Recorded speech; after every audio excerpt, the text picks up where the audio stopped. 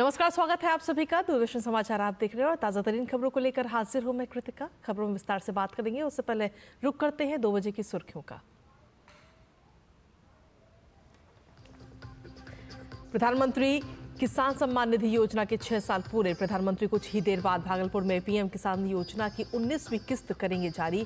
शाम को गुवाहाटी में पारंपरिक नृत्य झुमोर विनंदनी में होंगे शामिल।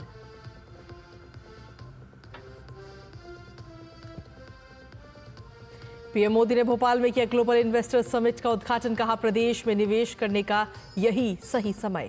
मध्य प्रदेश के विकास में केंद्र सरकार हर कदम पर है साथ। पीएम मोदी का मोटापे के विरुद्ध अभियान। खाद्य तेल की खपत कम करने के प्रति जागरूकता फैलाने के लिए 10 लोगों को किया नामांकित। राज्यसभा सांसद सुधा मूर्ति, अभिनेता मोहनलाल और एथलीट मीराबाई चानू और मनु भाकर के नाम इसमें शामिल। नई सरकार के गठन के बाद आज से दिल्ली का विधानसभा सत्र शुरू। प्रोटेम स्पीकर अरविंदर सिंह लवली ने मुख्यमंत्री रेखा गुप्ता समेत नवनिर्वाचित विधायकों को दिलाई शपथ। कल पेश होगी कैग रिपोर्ट। और प्रयागराज में जारी महाकुंभ में पवित्र डुबकी लगाने वालों की तादाद 62 करोड़ के पार। आज 15,000 सफाई कर्मी मेला क्षेत्र में सफाई कर बना रहे हैं वर्ल्ड रिकॉर्ड।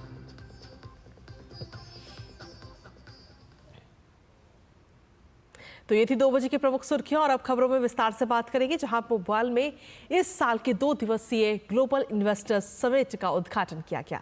इसका उद्देश्य मध्य प्रदेश को वैश्विक निवेश केंद्र के रूप में स्थापित करने के लिए एक महत्वपूर्ण मंच प्रदान करना है। प्रदेश में औद्योगिक विकास को गति देने के लिए पीएम मोदी ने 18 नीतियों का लोकार्पण किया, जिससे बड़ी संख्या में निवेश आमंत्रित होगा।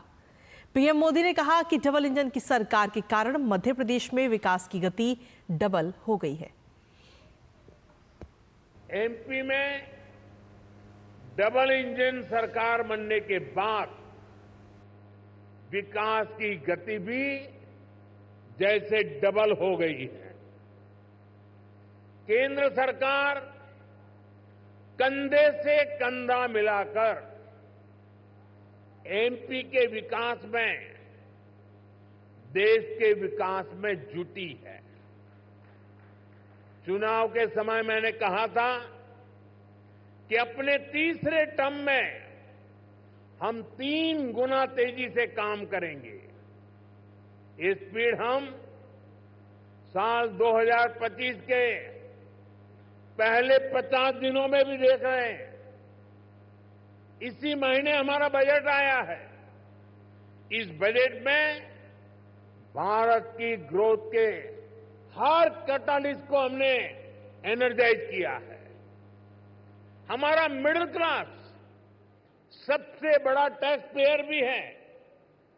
ये सर्विस और मैन्युफैक्चरिंग के लिए डिमांड भी क्रिएट करता है। इस बजट में मिडिल क्लास को एम्पावर करने के लिए अनेक कदम उठाए गए हैं। वहीं प्रधानमंत्री नरेंद्र मोदी ने पीएम किसान सम्मान निधि के 6 वर्ष पूरे होने पर देश भर के किसानों को बधाई दी। सोशल मीडिया प्लेटफॉर्म एक्स पर पोस्ट करते हुए उन्होंने कहा कि मेरे लिए अत्यंत संतोष और गर्व का विषय है कि अब तक करीब 3.5 लाख करोड़ रुपए उनके खाते में पहुंच चुके हैं।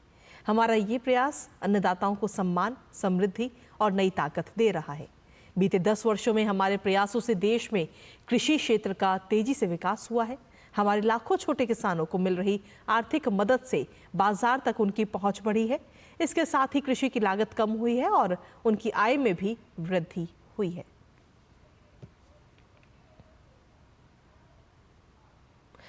वहीं देश के अन्नदाताओं पर गर्व जताते हुए प्रधानमंत्री मोदी ने कहा कि अन्नदाता के जीवन को बेहतर बनाने की हमारी प्रतिबद्धता इस बात से स्पष्ट है कि भारत कृषि क्षेत्र में दुनिया का नेतृत्व करता है।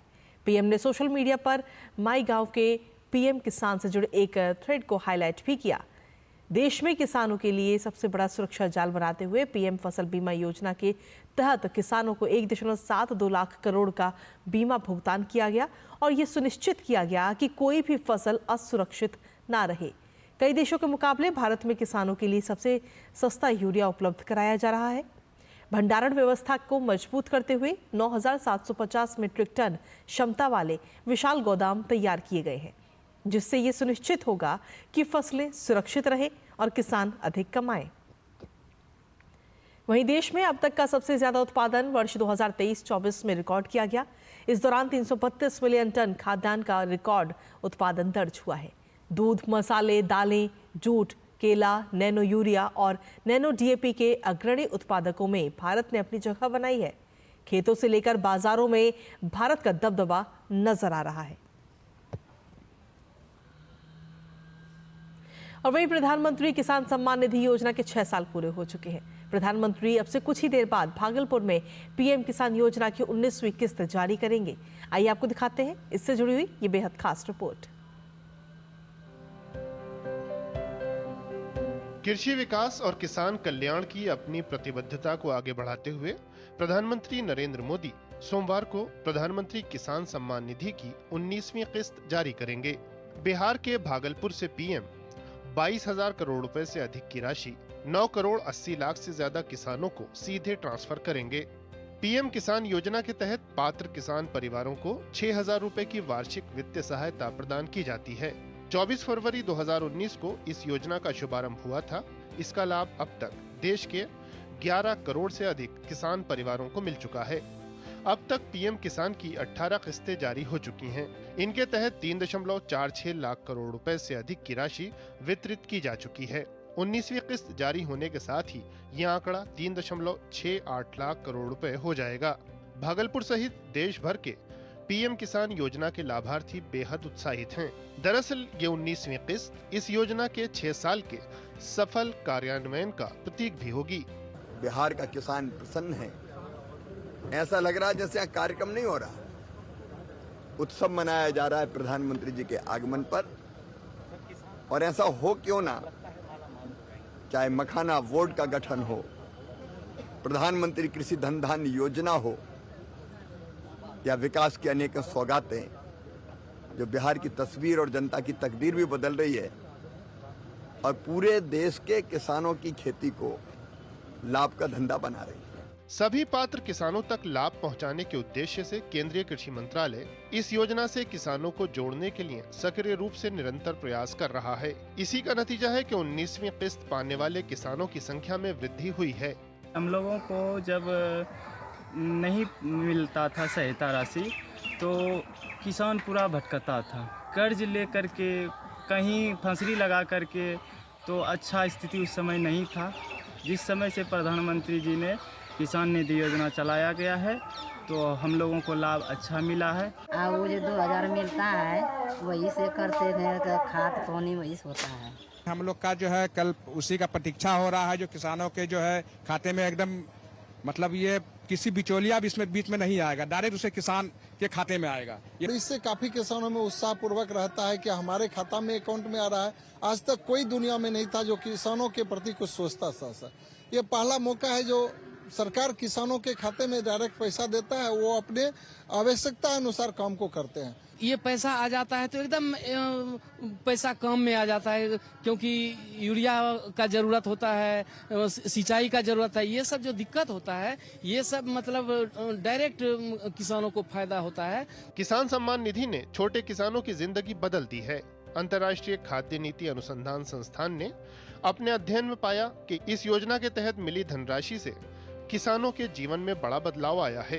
किसानों को कर्ज की समस्याओं से उबरने में सहायता मिली है। साथ ही किसानों की जोखिम उठाने की क्षमता बढ़ी है। बिहार के भागलपुर में पीएम 10,000वें किसान उत्पादक संगठन FPO का उद्घाटन भी करेंगे। साथ ही मोतिहारी में राष्ट्रीय गोकुल मिशन के तहत निर्मित स्वदेशी नस्लों के लिए उत्कृष्टता केंद्र का शुभारंभ भी होगा। पीएम बरौनी में दुग्ध उत्पादन संयंत्र के उद्घाटन के साथ साथ कई परियोजनाओं का उपहार भी देंगे, जिनमें वारिसलीगंज नवादा तिलैया रेलखंड का दोहरीकरण शामिल है। Bureau report, DD news. और वहीं गुवाहाटी का सरुसजाई स्टेडियम झुमोर नृत्य का रिकॉर्ड बनाने के लिए आज तैयार है। जी हां, आज प्रधानमंत्री नरेंद्र मोदी असम के दौरे पर होंगे और उनके सामने करीब 8,000 से ज्यादा कलाकार इसे प्रस्तुत करेंगे। संस्कृति का ये रंग असम के पारंपरिक चाय बागान की जनजाति समुदाय के जीवन में 200 साल से एक अटूट हिस्सा बन गया है। आइए देखते हैं ये रिपोर्ट। আখড়া বন্দনা ব্রজ নারী মদনে ঝুমর লাগল ভারী।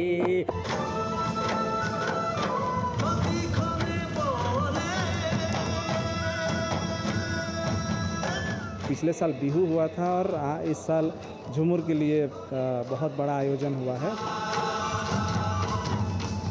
ये पहली बार रिकॉर्ड बनने जा रहा है, बहुत अच्छा लग रहा है। ये बहुत गर्व महसूस हो रहा है कि हम लोग को टी ट्राइब का लड़की लोग का इतना सुंदर मतलब देखने के लिए मिल रहा है। बहुत अच्छा लग रहा है क्योंकि हम face to face Narendra Modi के डांगोरिया के सामने डांस करेगा, इसीलिए हम लोग बहुत प्राउड फील कर रहे हैं कि हम लोग को ऐसा अपॉर्चुनिटी एक मिला। बहुत मतलब लकी समझ रहे हैं हम लोग। असम का चाय उद्योग है, उसका 200 साल पूरा हो रहा है। चाय उद्योग में काम करने वाले जो लोग हैं, आदिवासी या फिर टी ट्राइब्स, तो ये जो आदिवासी टी ट्राइब्स कम्युनिटी है करीब 112 संप्रदाय है, उनको मिला के टी ट्राइब्स कम्युनिटी, सबका एक कॉमन कल्चर है, वो झूमर।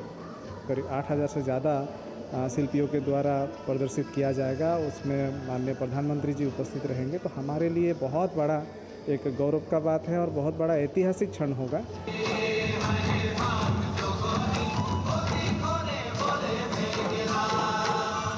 जब माननीय प्रधानमंत्री जी एडवांटेज असम कॉन्क्लेव जो हमारे इन्वेस्टमेंट समिट के लिए यहाँ आएंगे गुवाहाटी, हमने ये निर्णय किया कि जो हमारे 200 साल पुरानी उद्योग है चाय उद्योग, उनका संस्कृति का एक जीवन प्रतिबिंब हम प्रधानमंत्री जी को दिखाऊंगा।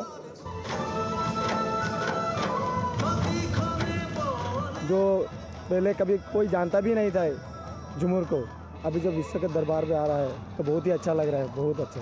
प्रधानमंत्री जी का बहुत बहुत बधाई हो, हम लोगों के लिए इतना कुछ किया है और अभी भी कर रहे हैं।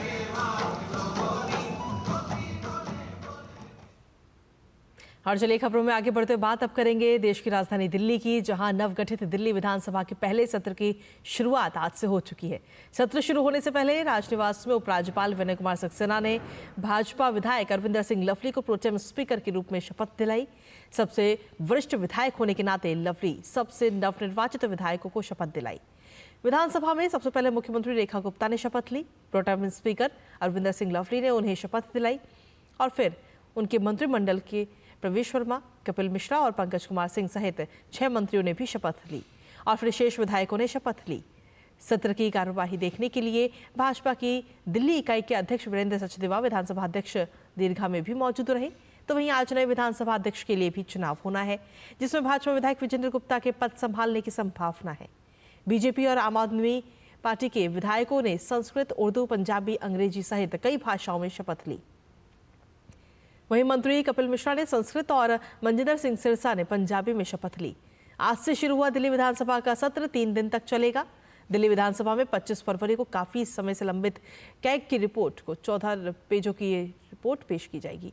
साथ ही सत्र 27 फरवरी तक चलेगा, जिसमें 26 फरवरी को महाशिवरात्रि के अवसर पर कार्यवाही स्थगित रहेगी। बीजेपी ने 5 फरवरी को हुए विधानसभा चुनावों में 70 में से 48 सीट जीतकर निर्णायक जीत हासिल की और आम आदमी पार्टी के 1 दशक लंबे शासन को समाप्त कर दिया। आप विधायकों ने सर्वसम्मति से दिल्ली की पूर्व मुख्यमंत्री आतिशी को विधानसभा में विपक्ष का नेता चुना है। दिल्ली विधानसभा का आज से सत्र शुरू हो चुका है और इस मौके पर दिल्ली के गृह मंत्री आशीष सूद ने कहा कि हम दिल्ली की जनता की अपेक्षाओं को पूरा करने का प्रयास करेंगे। और क्या कुछ कहा उन्होंने, आपको सुनवाते हैं। दिल्ली सरकार के एजुकेशन मिनिस्टर आशीष सूद हमारे साथ हैं। विधानसभा का सत्र शुरू हो रहा है, 27 साल बाद वापसी हुई बीजेपी की। जी हाँ, दिल्ली की जनता की अपेक्षाओं पे पूरा उतरने का भरसक प्रयास करेंगे। दिल्ली की जनता की अपेक्षाओं को पूरा करेंगे। एक बहुत बड़ा मंत्रालय आपके पास है, जिसकी बड़ी चर्चा हुई थी केजरीवाल के समय में, एजुकेशन मिनिस्टर। जी हाँ, वॉशिंगटन पोस्ट ने भी चर्चा की थी, मगर दिल्ली की जनता जानती है बहुत सारे स्कूल बिना प्रिंसिपल के चल रहे थे। गरीब के बच्चे को साइंस नहीं पढ़ाई जा रही थी, उसका डॉक्टर इंजीनियर बनने का सपना बार बार छीना और तोड़ा जा रहा था। मैं इससे ज्यादा इस मौके पर कुछ नहीं कहूंगा। उन लोगों ने जिस प्रकार का प्रचार किया था, दिल्ली की जनता जानती है, जवाब भी दिया है। आने वाले कुछ महीने हमें दीजिए, हम इसमें सुधार करके एक और सवाल, सीएजी की रिपोर्ट की बड़ी चर्चा है जो संभवतः कल कह रहे हैं आएगी। देखिए, सीएजी की रिपोर्ट हम टेबल करेंगे। टेबल करने के बाद हमारा तो डिक्लेयर्ड कहना है, देश विश्व के शीर्षस्थ नेताओं में शुमार आदरणीय नरेंद्र मोदी जी का सीधा कहना है, जिसने जनता का खाया है उसे लौटाना पड़ेगा। बहुत बहुत धन्यवाद। आशीष सूद, उनका कहना है कि 27 वर्षों बाद मौका आया है और कुछ समय दीजिए तो पूरा एक ब्लूप्रिंट सामने रखेंगे कि कैसे एजुकेशन मिनिस्ट्री में आगे काम होना है। कैमरामैन कालरा के साथ शैलेंद्र मिश्र, डीडी न्यूज। और वहीं दिल्ली विधानसभा सत्र की शुरुआत पर दिल्ली सरकार में मंत्री कपिल मिश्रा ने इसे ऐतिहासिक और परिवर्तन का दिन बताया। उन्होंने कहा कि जनता ने सेवा करने वालों को सदन में भेजा है। अब सदन की गरिमा को फिर से स्थापित करना हमारा संकल्प है। ऐतिहासिक दिन है, परिवर्तन का दिन है और जो लोग अपने आप को दिल्ली का मालिक खुद ही घोषित करके बैठे थे, आज उन्हें एहसास हो गया होगा कि लोकतंत्र में मालिक केवल जनता होती है और जनता ने ये बता दिया है कि मालिक कौन है। जनता ने सेवा करने वालों को सदन में चुनकर भेजा है और मालिक बनने वालों को बाहर कर दिया है। इस सदन में पिछले 10 सालों में देश का, धर्म का, संविधान का बहुत अपमान किया गया है। अब सदन की गरिमा को पुनर्स्थापित करना ये हमारा एक संकल्प है। तो दिल्ली में 27 साल बाद बीजेपी की सत्ता में वापसी होने पर बीजेपी नेता सतीश उपाध्याय ने पीएम मोदी और जनता का आभार जताया। उन्होंने कहा कि पीएम मोदी और बीजेपी के नेतृत्व में दिल्ली में तेजी से विकास कार्य होंगे। साथ ही कैग की रिपोर्ट का जिक्र करते हुए उन्होंने आम आदमी पार्टी पर निशाना साधा। सतीश उपाध्याय ने कहा कि कैग की रिपोर्ट के माध्यम से पूर्व की दिल्ली सरकार के कर्म जनता के सामने आएंगे और आप पार्टी को इसका जवाब देना होगा। है आज भारतीय जनता पार्टी के लिए 27 साल बाद हम दोबारा से शासन में आए हैं। ये लोकतंत्र का महापर्व है और इस पर्व में भारतीय जनता पार्टी की जीत हुई है।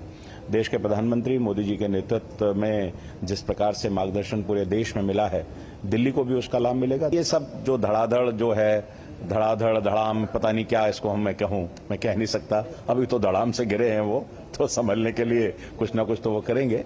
लेकिन मैं मानता हूं कि भारतीय जनता पार्टी के नेतृत्व में दिल्ली अब बहुत तेजी से आगे बढ़ेगी। तेजी आएगी, जैसे कर्म किए हैं लोगों के सामने आएंगे और जो दिल्ली के लोगों को लूटा गया है, दिल्ली के साथ जो अन्याय हुआ है, उसका जवाब भी सत्ता में रहे थे 11 साल, उनको देना पड़ेगा। और वहीं छत्तीसगढ़ विधानसभा का बजट सत्र शुरू हो गया है। राज्यपाल रमीन डेका के अभिभाषण के बाद विधिवत सत्र की शुरुआत की गई। 3 मार्च को राज्य का बजट पेश किया जाएगा। मुख्यमंत्री विष्णुदेव साय ने कहा कि इस साल के बजट में राज्य सरकार अटल जी के छत्तीसगढ़ के विकास के सपने को पूरा करेगी।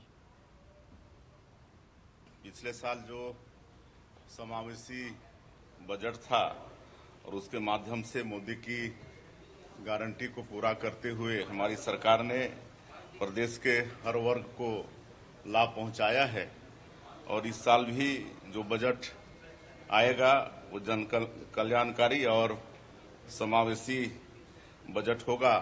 हम इस नए बजट में अटल जी के छत्तीसगढ़ निर्माण के संकल्प को पूरा करेंगे। विकसित छत्तीसगढ़ निर्माण की दिशा में सरकार तेजी से कदम उठाएगी। और भारत आज से 2 दिवसीय ग्लोबल साउथ से संयुक्त राष्ट्र के शांति अभियानों में भाग लेने वाली महिला शांति सैनिकों के लिए सम्मेलन का आयोजन कर रहा है।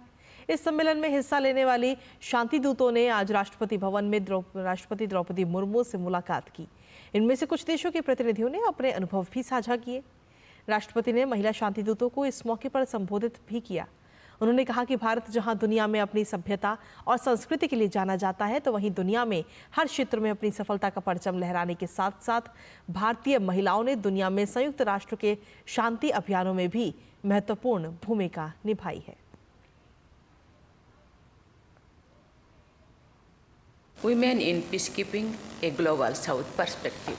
It is wonderful to be among such a diverse group of women who are not only making a meaningful contribution to global peace, but are also a source of inspiration for women around the world. India is proud of its contribution to UN peacekeeping. Since the 1950s, we have contributed over 290,000 peacekeepers to more than 50 UN peacekeeping missions. India is cumulatively the largest troop contributing country. Today, There are over 5,000 Indian peacekeepers in 9 active missions deployed in often hostile conditions for the cause of international peace and security. और चलिए खबरों में आगे बढ़ते हुए अब बात करेंगे दिव्य भव्य महाकुंभ की।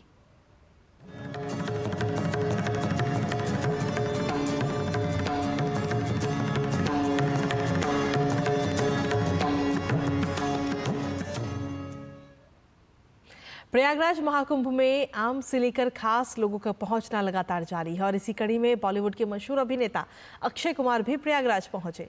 उन्होंने प्रयागराज पहुंचकर सबसे पहले संगम में पवित्र डुबकी लगाई और सनातन के प्रति अपनी आस्था जाहिर की। संगम में स्नान के बाद अक्षय कुमार ने कहा कि महाकुंभ में इस बार बहुत बेहतरीन व्यवस्था है। उन्होंने महाकुंभ में मुख्यमंत्री योगी आदित्यनाथ द्वारा की गई व्यवस्था और सुविधा को बेहतरीन बताया।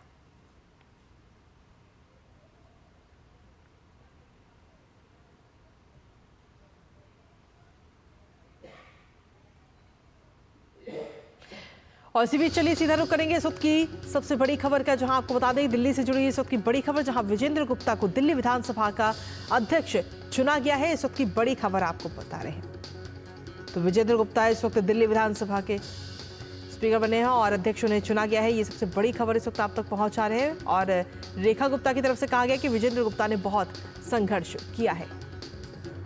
और इसी पर अधिक जानकारी के लिए सीधा रुख करते हैं। हमारे साथ हमारे सहयोगी फोन लाइन पर इस वक्त जुड़ गए हैं शैलेंद्र मिश्रा। शैलेंद्र, क्या कुछ ताज़ा अपडेट है आपके पास में? विजेंद्र गुप्ता को इस वक्त दिल्ली विधानसभा का अध्यक्ष चुना गया है। देखिए, किसका 2 बजे जब सदन की कार्रवाई, विधानसभा की कार्रवाई फिर से शुरू हुई, तब विधानसभा अध्यक्ष चुने जाने की जो प्रक्रिया है वो शुरू की गई।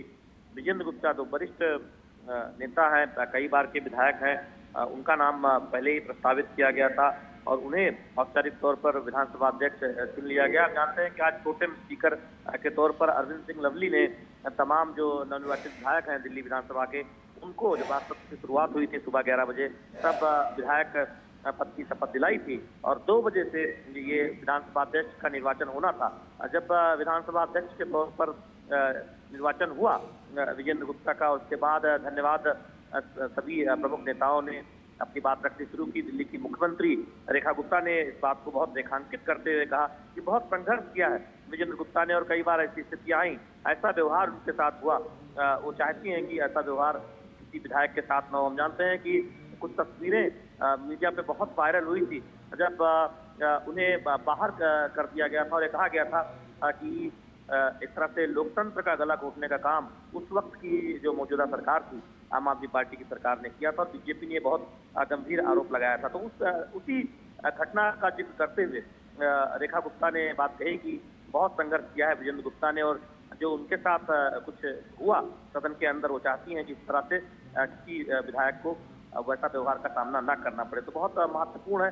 तमाम जो मंत्री हैं वो इस वक्त धन्यवाद दे रहे हैं विजेंद्र गुप्ता को, अपनी बात कह रहे हैं। मनिंदर सिंह सिरसा जो मंत्री हैं दिल्ली सरकार में, वो इस वक्त धन्यवाद दे रहे हैं। उससे पहले आदित्य ने अपनी बात कही और उन्होंने कुछ ऐसी बातें कही जिस पर विधानसभा अध्यक्ष को खड़े होकर कहा गया कि उन्होंने कहा कि गरिमा का ध्यान रखें, सदन में गरिमा बनाए रखें। तो हम देख रहे हैं कि आम आदमी पार्टी की तरफ से आदित्य कोशिश कर रही हैं कि वो सत्ता पक्ष यानी बीजेपी को सदन में घेरने की कोशिश करें, लेकिन जब सदन में हल्ला हो रहा था उस वक्त विधानसभा अध्यक्ष की तरफ से स्पष्ट तौर पर कहा गया कि सदन की गरिमा बनाए रखना चाहिए। तो अब बड़ी खबर यही है कि विधानसभा अध्यक्ष के तौर पर विजेंद्र गुप्ता ने अपनी जिम्मेदारी संभाल ली।